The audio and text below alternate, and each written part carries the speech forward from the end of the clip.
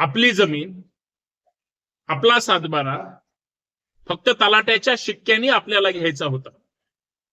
परंतु तो ज्या पद्धतीनं आडेवेडे घेतो, दक्षिणा ठेवल्याशिवाय तलाठी प्रसन्न होत नाही.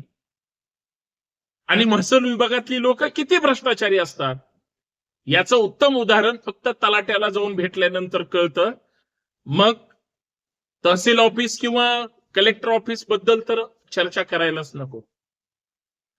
परंतु जमीन तुमची असते, तुमच्या जमिनीवर तुमचा हक्क सातबाऱ्यावर तुमची नोंद असल्यानंतर कळते. परंतु तो सातबारा जर एखाद्याला पाहिजे असेल तर तो वेळेवर मिळत नाही.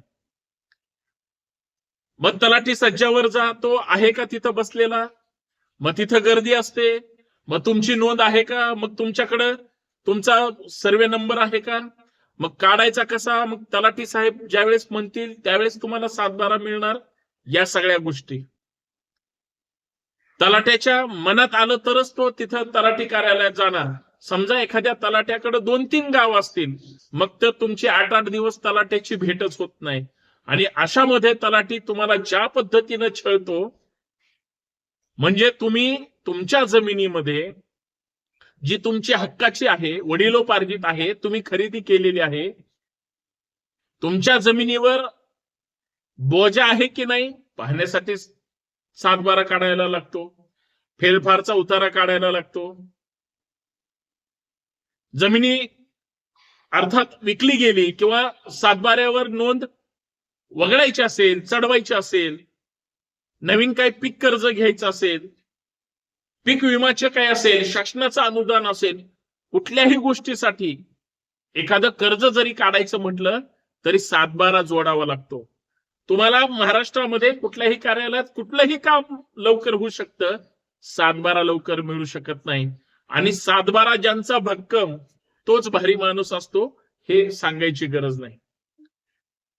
म्हणजे महाराष्ट्रामध्ये महाराष्ट्र जमीन महसूल संहिता कायदा 1966 नंतर जमिनीच्या संदर्भातले मालकी हक्काचे हस्तांतरणाचे किंवा खरेदी विक्रीचे, ताब्याचे किंवा भाडेतत्वाचे जे काही मूलभूत हक्क अधिकार महाराष्ट्र जमीन महसूल संहिता कायदा 1966 मध्ये ज्या काही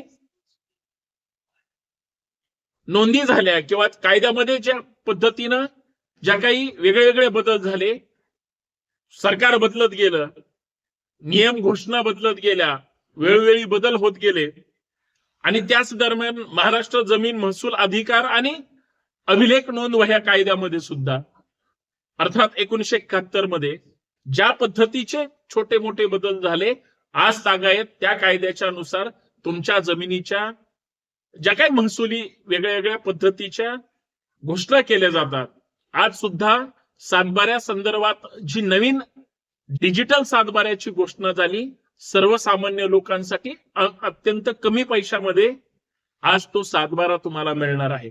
ज्या सातबाऱ्यासाठी तुम्हाला तलाट्याच्या ऑफिसच्या पायऱ्या झिजवाव्या लागत होत्या, सतत चक्रा माराव्या लागत होत्या, अहो तलाठी साहेब म्हणून त्याला त्या ठिकाणी भाऊसाहेबांशी चर्चा करावी लागत होते. त्या तलाट्याची आता राज्य सरकारनं असा एक क्रांतिकारी निर्णय घेतला, जो निर्णय माझ्या मते शेतकऱ्यांसाठी, शेतकऱ्यांच्या पोरासाठी, कुटुंबासाठी फार महत्वाचा ठरणार आहे. तो म्हणजे डिजिटल सातबारा.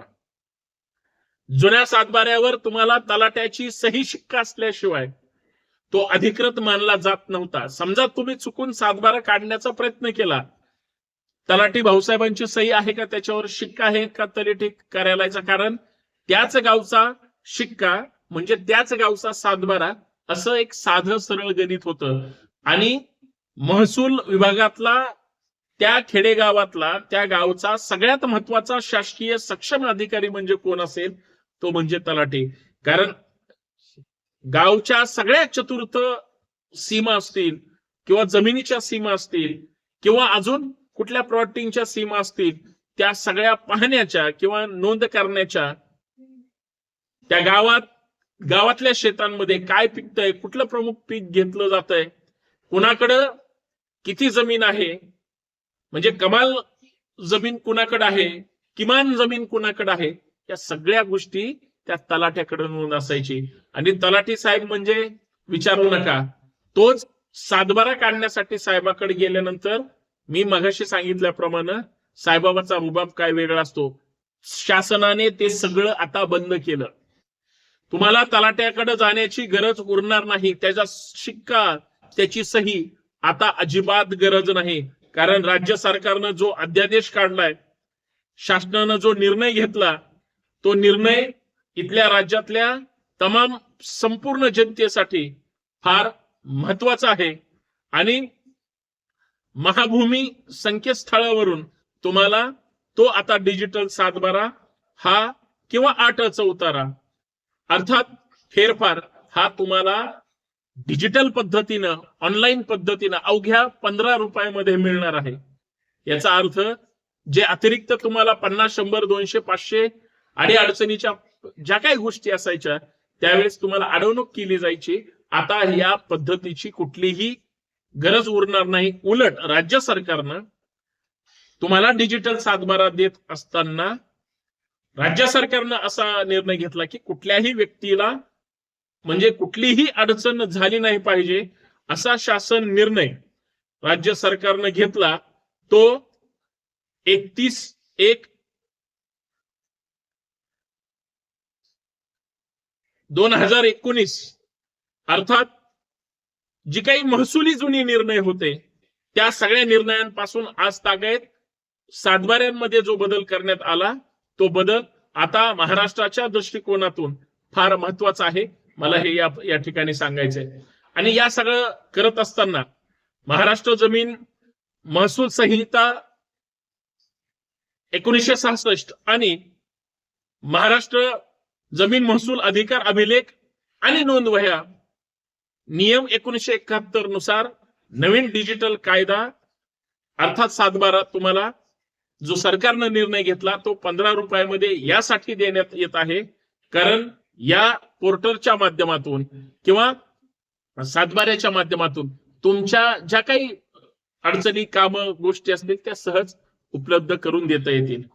राज्य सरकारनं डिजिटल सातबारा .महाभूमी.gov.in या वेबसाईटवर नागरिकांनी डिजिटल पेमेंट केल्यानंतर काही क्षणात तुम्हाला शासनाच्या मग ती डिजिटल सिग्नेचर असेल, बारकोड असेल किंवा म्हणजे जी डाटाबेस स्वाक्षरी असते ते तुम्ही तुमचा गट नंबर आणि सर्वे नंबर या सगळ्या गोष्टी टाकल्यानंतर तुम्हाला तो सातबारा एक कोड नंबर सुद्धा त्याच्यावर खाली बारकोड येतो.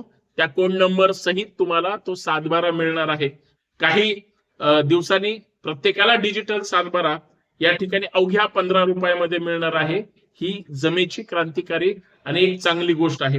याच्यातून एक गोष्ट फक्त राज्य सरकारनं चांगली केली ती म्हणजे गावखेड्यात, ग्रामीण भागात ज्यांच्या हातावर पोट आहेत आणि त्याला सातबाऱ्याची गरज आहे, तो तलाट्यापर्यंत पण येऊ शकत नसतो कारण तो शेतात काम करत असतो. तलाठी वेळेवर सापडेल याची काही शक्यता नसते. तलाट्याला फोन केल्यानंतर तो जर तालुक्याला आहे म्हणून त्यानं सांगितलं, कोणीच काही बोलू शकत नाही. कारण तहसील ऑफिसला तलाट्याने जाणं आणि तिथं मुजरा करणं हे त्यांचं दैनंदिन काम असतं. कारण त्यांचं तहसीलदार, नायब तहसीलदार आणि तलाठी यांचं एक कोऑर्डिनेशन असतं. आणि या सगळ्या गोंधळामध्ये डिजिटल सातबारा जो 16 अंकी नंबर सहित तुम्हाला आता जो मिळणार आहे, सातबारा असेल, फेरफार असेल, 8 उतार असेल, या सगळ्या नोंदी आणि सगळ्यात महत्वाचं या संदर्भात तलाठी कार्यालयाच्याच माध्यमातून तुमचं आता आधार कार्ड लिंक केलं गेलं, बँक पासबुक खातं त्या ठिकाणी लिंक केलं गेलं. याच्यामुळे जरी शासनाचा तुम्हाला काही पीक विम्याचा मोबदला असेल, शासकीय मोबदला असेल, हे थेट तुमच्या खात्यामध्ये मिळण्यासाठी सुद्धा मदत होईल. बांधवांनो, हे सगळं सहज शक्य झालंय का? हे सगळं करण्यासाठी याच्या मागे कुठली तरी एक यंत्रणा काम करत असेल.